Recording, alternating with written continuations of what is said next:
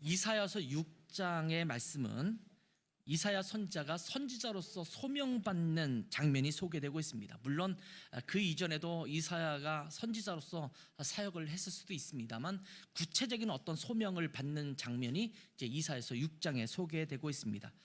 이사야 선지자는 우시야 왕이 죽던 해의 하나의 환상을 봅니다. 이 우시야 왕이 죽던 해라는 의미는 굉장히 좀 큰 의미가 있어요. 우시야 왕은 나름대로 하나님의 말씀을 따라서 개혁을 시도했던 유다 왕 중에 한 명이거든요. 물론 나중에 교만해져서 성소에 막 함부로 자기가 들어가려고 하다가 문둥병에 걸리는 그런 하나님의 징계를 받긴 했습니다만, 그래서 처참하게 좀 죽긴 했습니다만, 나름대로 그 유다 왕국이 아주 좋은 시절을 맞이했던 그런 시대입니다. 우시야 왕이 죽었다라는 것은 이제는 시대 하나가 막을 내리고 다른 시대로 넘어갈 수 있다라는 것을 의미하는 부분이기도 합니다. 물론 곧바로 이제 유다 왕국이 문제가 발생하는 건 아니지만 그런 시대를 향해서 가고 있다라는 거죠. 여기에 이제 성전이 등장하고 이 성전의 거룩한 모습을 이사야가 목도하게 되는데, 이것은 이 땅에 있는 예루살렘 성전이나 그 성전을 말하기보다는 하늘에 있는 하나님 나라에 있는 성전을 의미하는 것으로 보입니다. 거기에 하나님의 보좌가 있고 하나님의 옷자락에 길게 이렇게 늘어섰습니다. 그 장엄하신 하나님의 보좌의 모습을 목격하게 됩니다. 그 옆에는 스랍들이 하나님의 보좌를 돌면서 모셔서고 있는 그런 모습이 등장하고 있습니다. 2절을 보니까 이 스랍들은 이제 6날개를 갖고 있어요. 뭐 곤충은 아니지만 곤충도 날개가 여러 개 있는 게 있잖아요. 6날개가 있는데 그 둘로는 얼굴을 가리었습니다. 둘로는 발을 가리고 둘로는 계속 날면서 거룩하다 거룩하다 거룩하다 만군의 여호와의 영광이 온 땅에 충만하다 이렇게 외치고 있는 그런 장면을 보게 됩니다. 이 스랍이라는 존재는 사실은 성경에 자주 등장하지는 않습니다. 근데 여기에 스랍은 히브리어에서 세라핌이라는 단어가 사용되고 있는데, 이 세라핌이라는 존재는 천사에 속하는 존재들입니다. 그런데 그냥 막 다니는 천사라기보다는 하나님의 보좌 옆에서 하나님을 보좌하는 그런 어떤 천사들의 형태를 세라핌이라고 말해요. 케로빔이라고 말하는 또 그룹이라고 말하는 천사들도 있는데, 이 그룹들에 따라서 또 천사의 종류에 따라서 어떤 역할을 하냐가 조금 달라지는데, 이 세라핌이라고 불려지는 이 스랍들은 하나님의 보좌에서 하나님을 영화롭게 하고 그 주변에서 보좌하고 있는 그런 모습을 보여주는 천사의 부분입니다. 그러니까 하나님의 영광을 옆에 있으면서도 참아 볼 수 없어서 그 얼굴을 가리는 거예요. 그리고 보통 발을 가렸다라는 것은 공손한 태도를 보여주는 건데, 자기의 부끄러운 모습을 가리는 것처럼 이렇게 가리고 날면서 하나님 앞에 거룩하다 거룩하다 이렇게 찬양하고 있는 장면이 기록되고 있습니다. 그런 상황에서 4절을 보니까 문지방의 터가 요동하고 성전에 연기가 가득했다 이렇게 기록하고 있습니다. 아주 장엄한 광경을 묘사하고 있는 그런 내용입니다. 근데 오늘 본문을 보면 이 장엄함을 여러분이 얼마나 느낄 수 있는지 모르겠어요. 제가 유럽에 살다 왔잖아요. 유럽에 살다 오니까 이제 여행을 다니거나 그러다 보면 거기에 굉장히 많은 성당들이 있어요. 교회들이 있고, 그런 교회들이나 성당에 가보면 들어가면서 느끼는 느낌 중에 하나가 그 장엄하다 이런 걸 느낄 때가 많아요. 거기다가 어쩌다 운이 좋아서 그 교회당에서 이제 오르겔 연주자가 연습하거나 그러기 위해서 연습하는 경우가 있어요. 그럴 때 오르겔 소리가 들리면 뭐 그 소리가 막 꽝꽝꽝꽝 울리는 게 뭐 어떻게 가슴이 막 터져 나올 것 같은 그런 느낌을 갖게 되는 경우도 있거든요. 물론 제 아내는 오르겔 소리를 그렇게 좋아하지는 않아요. 왜냐하면 저희가 독일에서 사역하던 교회가 오르겔이 있었는데, 파이프 오르겐이 있었는데 그 바로 위에 저희 집이 있었거든요. 그러니까 누가 학생들이 연습하면 저희 집이 울림판이 돼요. 막 울려서 굉장히 시끄럽긴 했지만, 이 예배당 안에서 스테인드 글라스와 이 뾰족한 넓은 공간 안에서 그 소리를 들으면 장엄함이 이루 말할 데가 없습니다. 여러분은 느꼈던 장엄함은 어떤 것들이 있습니까? 예를 들면 그랜드 캐년을 가면 그 한참 뒤에 걸어서 올라가다 보면 트레일들이 있잖아요. 쭉 트레일이 있을 때 한 포인트에 가면 보통 일반적으로 많이 가는 그런 포인트에 가면 광활하게 펼쳐진 그 계곡의 현장을 보면서 놀라게 되죠. 와, 사진으로 보는 것과 실제로 보는 것은 굉장히 다르거든요. 보면서 이 장엄함을 느낄 수밖에 없습니다. 저는 울릉도에서도 좀 살았었는데 엄청난 파도의 모습을 여러분 목격해 보셨습니까? 아마 그렇게 목격할 일은 바닷가에 살지 않으면 별로 없었을 거예요. 근데 이 울릉도에 살다 보면 저희 사택이나 교회도 바닷가 바로 옆에 있었는데 겨울 같은 때 막 파도가 몰아치면 뭐 이건 저 안에 있으면 안 되겠다라는 마음이 들 정도로, 그런데 이렇게 멀찍이서 바라보면 장엄해요. 우리 집사님들이나 거기서 살던 집사님도 그 길을 가다가 정신을 잃어보니까 바다에 빠져 있더라, 뭐 이렇게 말씀하시는 분이 있거든요. 길을 가고 있는데 파도가 막 몰아쳐가지고 정신을 잃고 그냥 바다로 그 파도가 끌고 가는 거예요. 그분들은 바다에서 사시니까 그래도 이게 나오셔서 생명을 유지하시지만 장엄함이 이루 말할 데가 없습니다. 높은 산 꼭대기에 올라가서 끝없이 펼쳐지는 산들과 또는 이 광활한 대지를 바라보는 것도 엄청난 장엄함을 느끼게 하죠. 로키 산맥이나 이런 데 가서 높은 데 가서 이 아래를 내려다보면 아주 멋진 광경이 이루 말할 데가 없습니다. 나이아가라 폭포라든지 이런 것도 그렇겠죠. 또는 우주 전체를 망원경으로 보거나 막 그렇게 보다 보면 갤럭시죠. 그런 것들을 쭉 보게 되면 그것을 보면서 끝없이 빨려 들어가는 이 장엄함은 도대체 어디서 나오는 걸까? 이런 것들을 생각할 수도 있을 것입니다. 그런데 여러분이 목격한 그 장엄과는 전혀 비교할 수 없는 장엄함이 하나님의 영광입니다. 근데 그 하나님의 영광을 어떻게 우리가 표현할 수가 없는 거예요. 심지어 이것은 우리의 눈으로 볼 수 없다라고 성경은 이야기하고 있지 않습니까? 모세와 대면하고 얘기할 때 이스라엘 백성들은 감히 그것을 바라보지도 못했어요. 왜냐하면 거기에 접촉됐다가 내가 죽을 수도 있다라는 압도되는 장엄함이 있었거든요. 이것이 하나님의 영광의 장엄함입니다. 여러분은 하나님을 만나 뵐 때 그런 장엄함을 느끼십니까? 기타 반주에 맞춰서 거룩 거룩 거룩 전능하신 주님, 그것으로는 표현할 수 없을 것 같아요. 천군 천사와 아주 큰 오케스트라들, 엄청난 오케스트라들이 다 모여서 하나님의 영광을 노래한다 하더라도 하나님의 영광을 다 노래할 수는 없을 것이라는 생각을 하게 됩니다. 이사야는 그러한 하나님의 영광을 목도한 것입니다.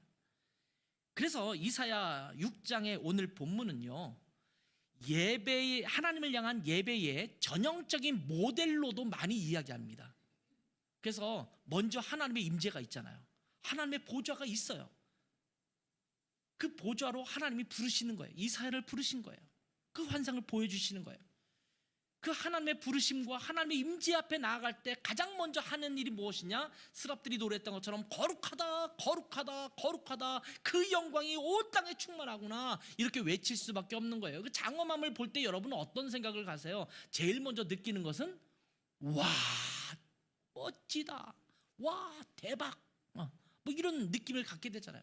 감탄사가 먼저 나오잖아요. 와 엄청나구나, 이런 생각을 하게 되고 그렇게 외치게 됩니다. 그래서 가장 먼저 일어나는 일, 예배에서 하나님의 임재가 있을 때, 하나님의 영광을 만났을 때 가장 먼저 일어나는 일이 뭐냐면 하나님 앞에 찬양하고 경배하는 거예요. 그래서 우리가 예배 때 성령 구절이라든지 이런 것을 보면서 거룩 거룩 거룩 이렇게 노래하는 거는 하나님의 임재를 의미하는 찬양들이고 성령 구절들이에요. 그리고 이어지는 게 뭡니까? 우리가 계속 불렀지만 하나님을 향한 찬양과 경배로 주님을 높여드리는 것입니다. 그래서 예배는 하나님의 임재로부터 시작하고, 임재하신 하나님의 영광스러운 모습을 목격한 사람들이 하나님을 찬양하고 경배하는 것으로 이어집니다. 그래서 지난주에 찬양과 경배에 대한 말씀을 함께 나눈 거예요. 우리 예배에서는 이렇게 찬양하고 경배가 일어나야 된다, 이렇게 말씀을 하게 된 것입니다. 자, 이렇게 하나님의 영광을 보고 찬양과 경배를 드리다 보면 문득 맞닥뜨리는 것이 있습니다. 영광스러운 것들, 장엄한 모습을 볼 때 그 다음에 느껴지는 것 중에 하나는 뭐냐면요, 나의 초라함이에요. 한없이 작아지는 나의 모습. 이 우주 만물 속에서 나는 지극히 작은 자구나. 엄청난 파도 앞에서, 엄청난 광활한 대지 앞에서 나는 이곳에 내려다보면 개미 한 마리 정도밖에 되지 못하는 아주 작은 존재구나, 이런 것을 느낄 수밖에 없습니다. 그래서 하나님의 영광스러움을 대면하고 주님을 노래하고 감탄하다 보면 느껴지는 게 뭐냐면 나의 죄를 직면하게 되는 것입니다. 하나님의 영광을 직면하는 사람들은 반드시 나의 죄, 나의 초라한 모습을 볼 수밖에 없습니다. 요즘 텔레비전의 화질이 너무 좋아졌습니다. 예전 드라마나 이런 것들을 텔레비전에서 종종 방영할 때가 있는데 굉장히 흐릿해서 볼 수 없을 느낌이 들잖아요. 옛날에는 그것도 참 잘 나온다라고 생각하면서 보았을 텐데 컬러 텔레비전으로 처음 바뀌었을 때 와, 엄청 놀랬거든요. 제가 고등학교 때 처음 컬러 텔레비전이 등장을 했어요. 그때 등장을 하면서 이제 새롭게 저희 집에는 삼성가기 때문에 삼성 직장을 다 다녔기 때문에 나오자마자 이코노 텔레비전, 그 당시에 텔레비전 딱 갖다 놨어요. 14인치. 옛날에 어떻게 14인치를 봤는지 모르겠어요. 14인치 모니터보다 작은 그 텔레비전을 보면서 봤던 그 기억이 나요. 근데 그때 정말 정밀하게 찍었다라는 그 광경을 지금 텔레비전, 엄청나게 큰 텔레비전으로 보게 되면 뭉개져 있는 느낌이 들잖아요. 근데 요즘 찍는 드라마나 이런 것들은 얼마나 세밀하게 잘 찍는지 모공 하나가 다 드러나요. 그래서 요즘 배우들은요, 화장하는데 엄청난 시간을 들인다고 하더라고요. 왜냐하면 안 그러면 내 흠집 같은 게 자꾸 드러나니까 이걸 감추기 위해서 그래야 될 수밖에 없다라고 생각을 하게 됩니다. 그래서 정성스럽게 화장을 한다고 그래요. 지난 월요일부터 우리 마스크의 실내 착용 의무가 해제됐죠.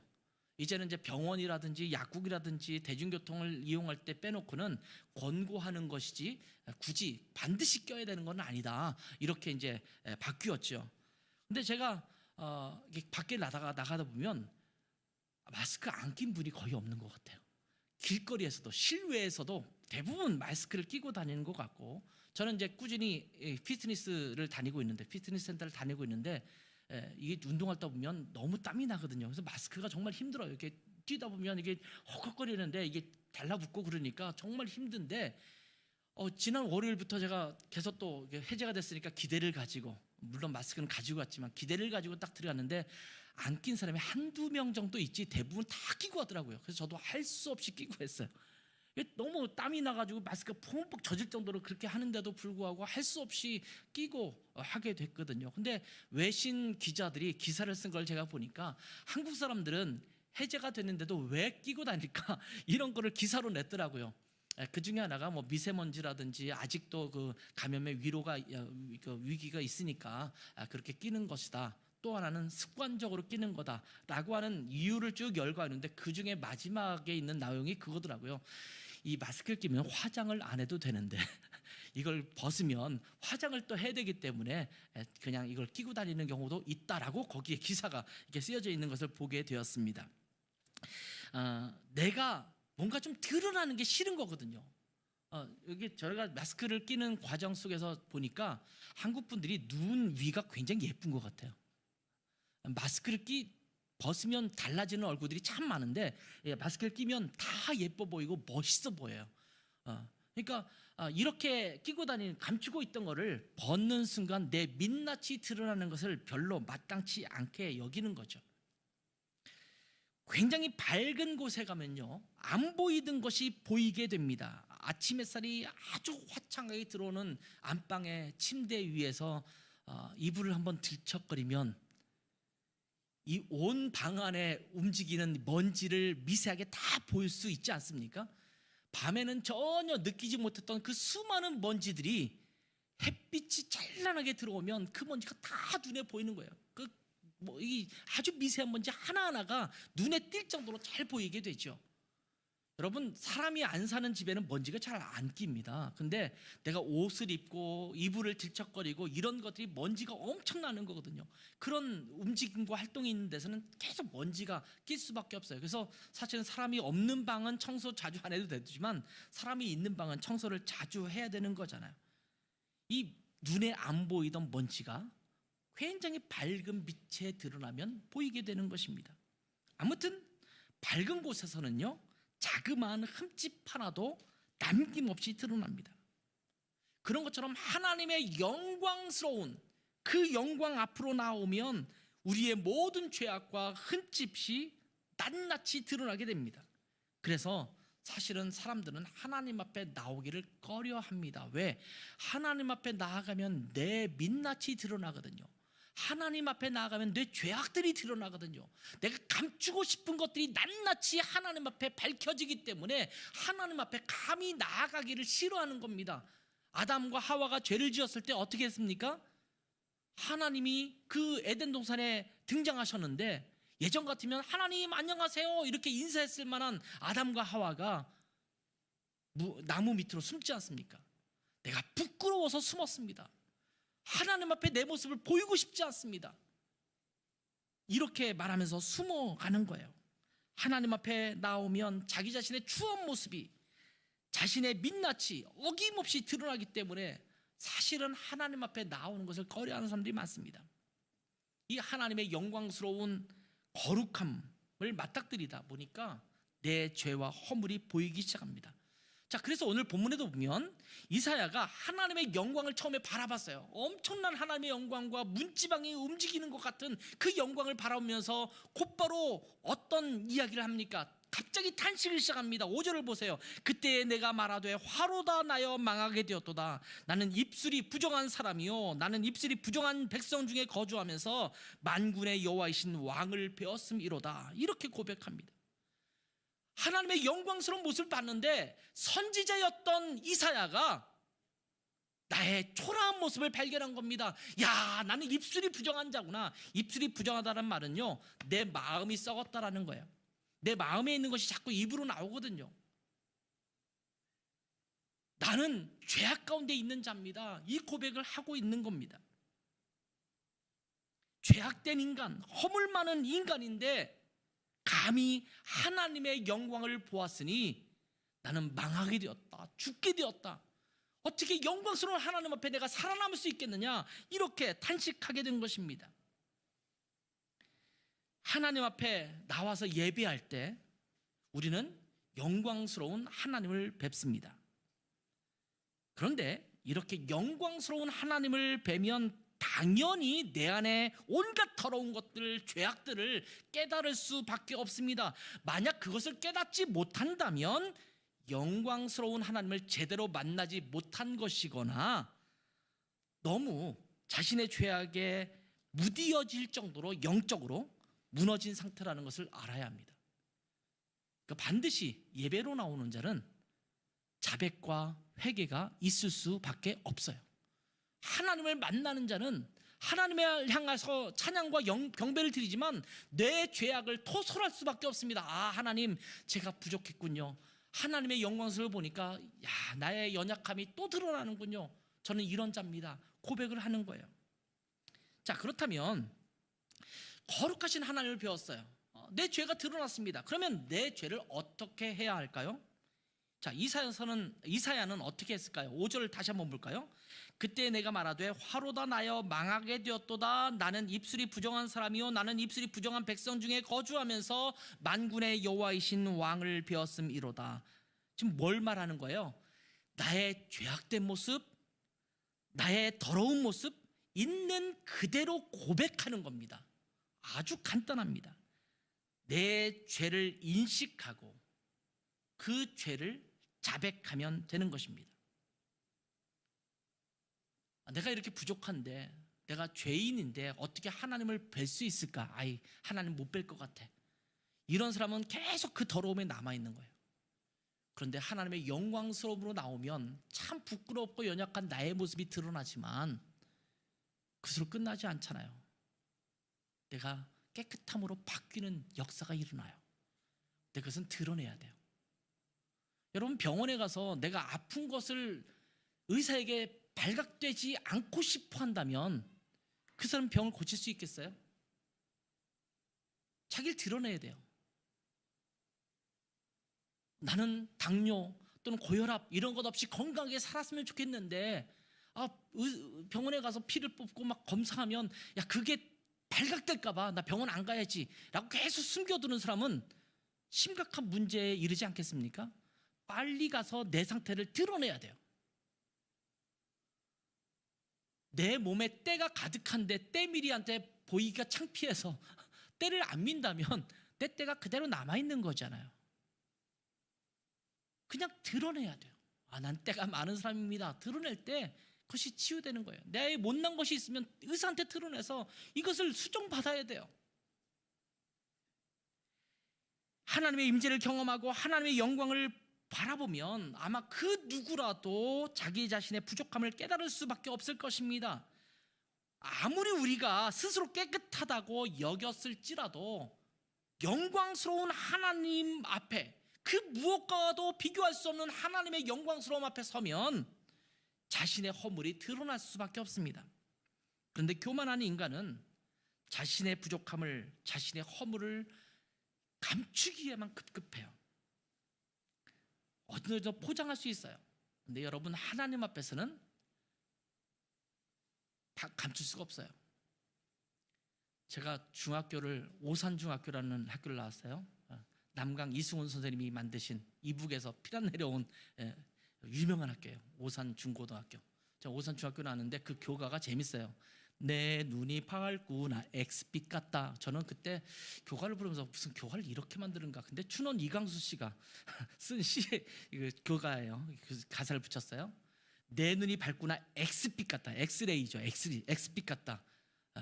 모든 만물의 진리를 다 파헤친다라는 학문의 그 산실이라는 의미에서 내 눈이 밝구나 엑스빛 같다 이렇게 표현했어요. 하나님은 독일어로 렌트겐이라고 그러죠. 렌트겐이라는 사람이 그 발견해서 렌트겐이라고 하는데 엑스레이, 이것을 통해서 우리를 꿰뚫어 보시는 분이거든요. 그래도 사람들은요, 자기가 어느 정도 의롭다라는 것을 자랑하고 싶어요. 그래서 자기의 죄를 인정하고 싶어 하지 않습니다. 그런데 성경은 우리에게 뭐라고 말씀하시냐면 모든 사람은 죄인이다 이렇게 말씀하세요. 대표적인 말씀이 어디죠? 로마서 3장 23절 말씀. 모든 사람이 죄를 범하였음에 하나님의 영광에 이르지 못하더니. 여기에 모든 사람에는 우리도, 저도, 여러분도 다 포함되어 있습니다.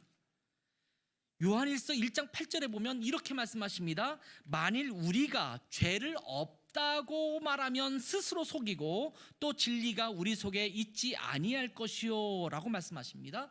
그러면서 10절에 보면 만일 우리가 범죄하지 아니하였다 하면 하나님을 거짓말하는 이로 만드는 것이니 또한 그의 말씀이 우리 속에 있지 않는다 이렇게 말씀했어요. 나는 죄인이 아니에요. 이 정도면 깨끗해요. 나 같은 사람이 있으면 어디 나와보라고 해요 라고 말하는 사람들은 하나님을 거짓말하는 자로 만드는 것이고 스스로 속이는 자라고 말씀하고 있는 거예요.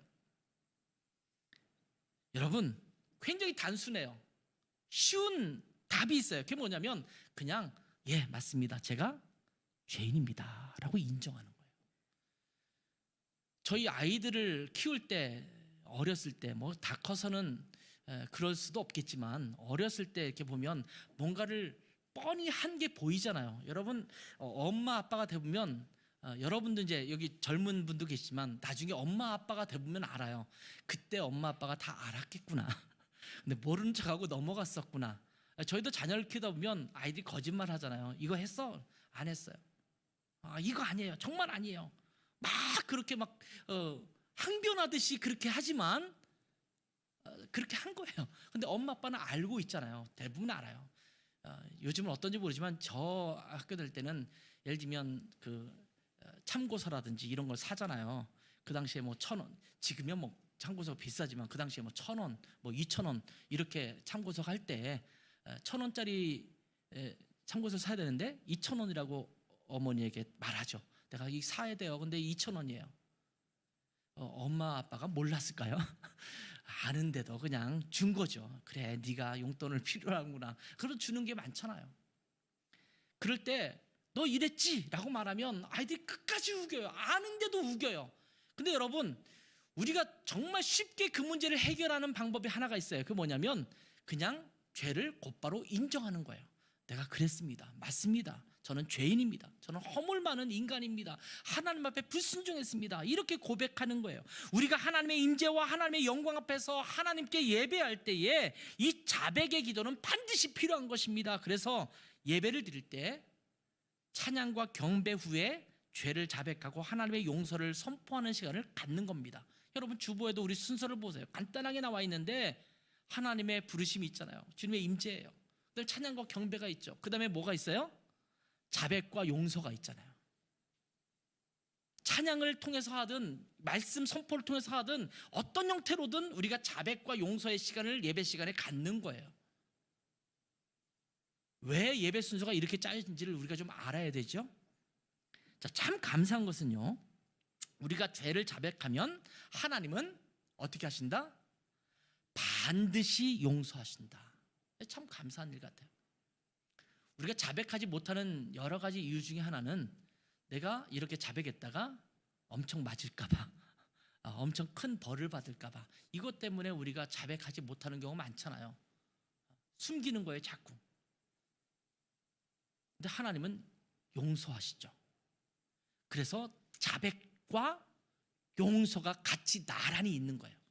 내가 자백을 하면 하나님은 용서하십니다. 믿으십니까? 여러분이 자백하면 하나님은 어떻게 하신다? 아니요, 그냥 용서하신다가 아니라 그 앞에 반드시 용서하신다. 이게 하나님을 향한 신실한 믿음이에요. 내가 하나님 앞에 자백하면 하나님은 반드시 용서하신다. 이게 하나님의 자비로우심입니다. 우리의 죄를 스스로 해결해 보기 위해서, 용서받기 위해서 혼자 애써 보기도 합니다. 착하게 살자라고 결심도 해보죠. 보통 그 조폭들이죠. 이렇게 조직폭력배라든지 이런데 사무실에 가면 정말, 제가 이게 드라마에서 나오는 건가 했더니 사실이 아니라 진짜 그러다 보면 액자에다가 착하게 살자 이렇게 써놓은 그 사무실들이 많아요. 나쁜 짓, 온갖 나쁜 짓 다 하는데 거기 현판에는 착하게 살자. 심지어 이렇게 문신한, 저도 봤는데 이 등치가 이렇게 이만한 사람이 문신을 내는데 딱 봐도 어깨들이에요. 근데 여기에 착하게 살자 이렇게 써붙이고 다니는, 이 웃지 못할 상황도 벌어져요. 근데 어떻게든 내가 착하게 살아서 내가 지은 죄를 용서받겠다라는 마음과 염원이 아마 그들 가운데 있지 않을까. 물론 다른 사람에게 보여주고 싶은 그런 내용이기도 하겠지만 그럴 것 같아요. 어떤 사람은 착한 일을 행하죠. 이게 선행을 행합니다. 심지어 고행을 수행하기도 합니다. 스스로를 뭐 금식을 하거나 아니면 힘들고 어려운 일을 스스로 택해서 행하면서 자기의 죄를 없애보려고 하는 사람들이 있습니다. 그러나 인간은요, 죄를 스스로 해결할 수 없습니다. 그런데 하나님은 너무나 간단하게 이 죄 문제를 해결해 주십니다. 자, 오늘 본문을 보면 이사야가 자기 죄로 인해서 괴로워하면서 하나님 앞에 탄식할 때 하나님께서 이사야의 죄를 해결해 주십니다. 6절과 7절을 한번 볼까요? 그때에 그 스랍 중에 하나가 부젓가락으로 제단에서 집은 바 핀 숯을 손에 가지고 내게로 날아와서 그것을 내 입술에 대며 이르되, 보라, 이것이 내 입에 닿았으니 내 악이 제하여졌고 내 죄가 사하여졌느니라. 자, 하나님께서 부르시는 스랍 하나가 제단에서 핀 숯을 하나 가져와서 입술에 대면서 죄가 용서됐다, 이렇게 말씀을 하십니다. 자, 제단이 무엇입니까? 제단은요, 제물을 올려놓는 단을 제단이라고 하잖아요. 그러니까 하나님 앞에 죄를 용서받기 위해서는 이스라엘 백성들은 끊임없이 희생 제물을 가지고 가서 피를 흘려서 거기에 올려놓고 그 제단에 있는 그 제물로 인해서 용서를 받았어요. 그게 속죄제든 속건제든 화목제든 뭐 이런 제물들이었잖아요. 근데 하나님 나라에 있는 제단은 뭘까요? 예수 그리스도, 어린 양 되신 예수 그리스도가 그 위해서, 우리를 위해서 십자가에 친히 못 박혀 돌아가심으로 희생 제물이 되셨어요. 그 제단, 하나님의 영광스러운 그 성전에 예수 그리스도로 말미암아 형성된 그 보혈의 능력에 있는 그런 제단에서 핀수출 가져와서 내 죄를 용서하시는 하나님의 은혜가 임하는 것입니다.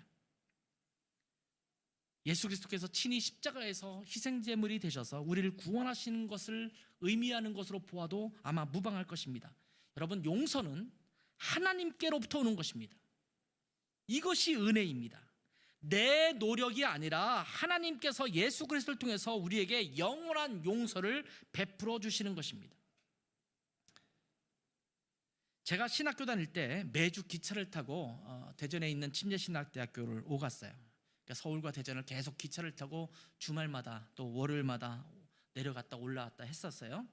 기차 안에 앉으면 제가 종종 옆에 있는 분에게 전도를 했어요. 신학생들이 같이 타고 갈 경우가 많았는데 이제 어쩌다 보면 이제 모르는 분하고 이렇게 앉아 있으면 제가 2시간 정도 이렇게 기차 그 당시 통일호 이렇게 타고 가면 가다가 이제 중간쯤 되면 제가 이제 말을 걸기 시작하고 하면서 전도를 하는 경우가 많았거든요. 근데 어느 날 제 옆에 어느 할머니가 앉아 계셨습니다. 그분에게 전도했던 기억이 아직도 나요. 한참 이야기하다가 죄에 대한 문제가 나왔습니다.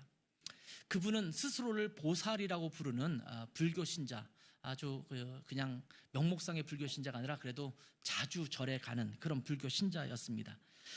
그 할머니는 절에 갈 때마다 불상 앞에 절을 하기도 하고 시주를 하면서 자기의 죄 문제를 해결하고 있다, 이렇게 대답을 하셨습니다. 제가 그 할머니에게 던진 질문 중에 하나가 이것입니다. 자, 지금 짓는 죄들을 불상 앞에 나아가서 절하고 시주하고 이러면서 용서받는다고 하지만 할머니가 지은 죄는 그 이전에도 굉장히 많았잖아요. 태어날 때부터 지금까지 얼마나 많은 우리 죄를 지었습니까?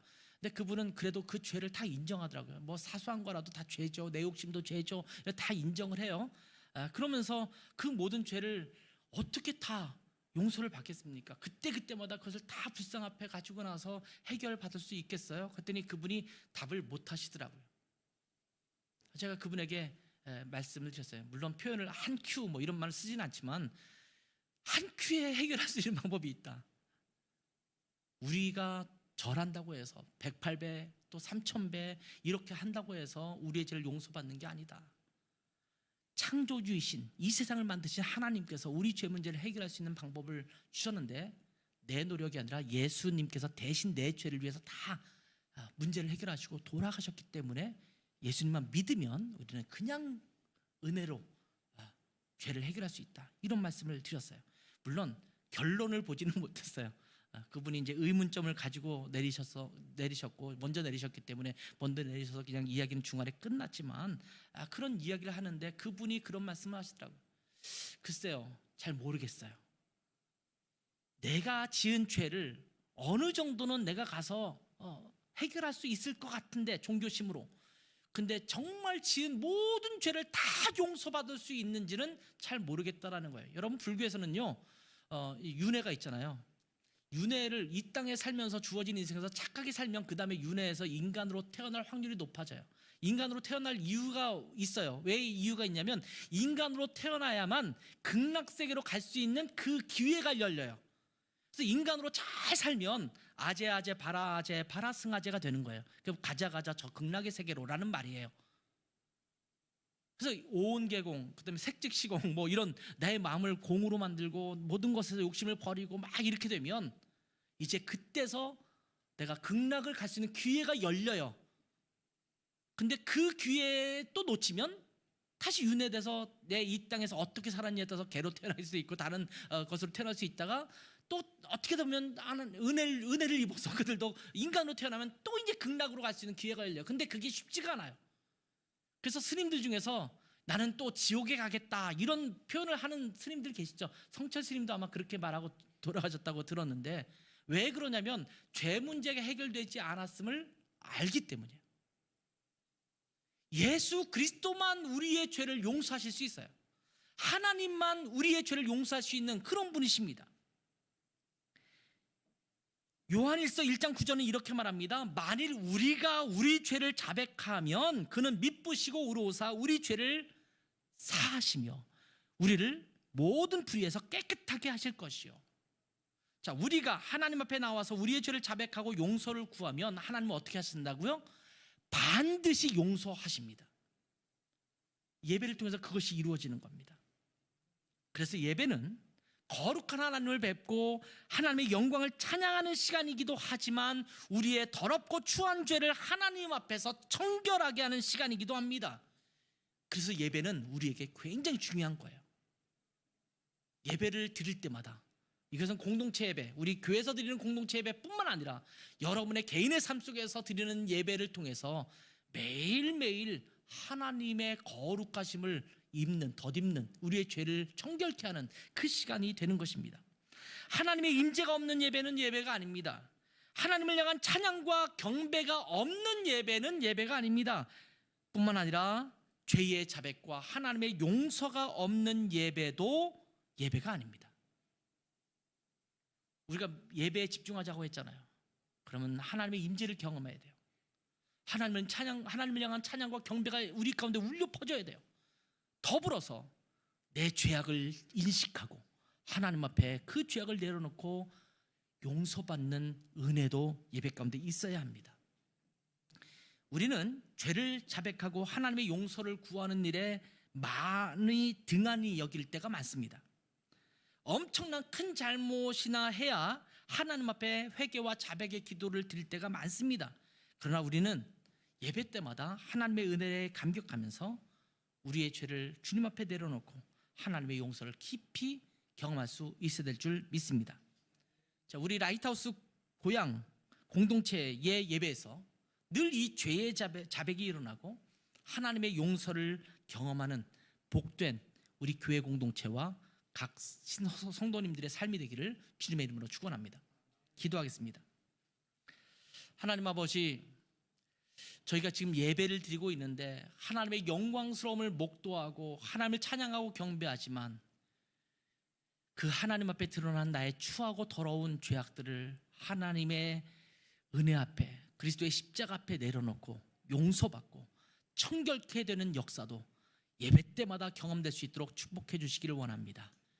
그래서 저희가 죄가 누적된 삶으로, 죄에 찌든 삶으로 계속 이어지는 삶이 아니라 주님 때문에 그 죄를 날마다 청결케 하는 놀라운 축복의 예배가 경험되는 복된 삶이 되게 하옵소서. 예수님의 이름으로 기도했습니다. 아멘.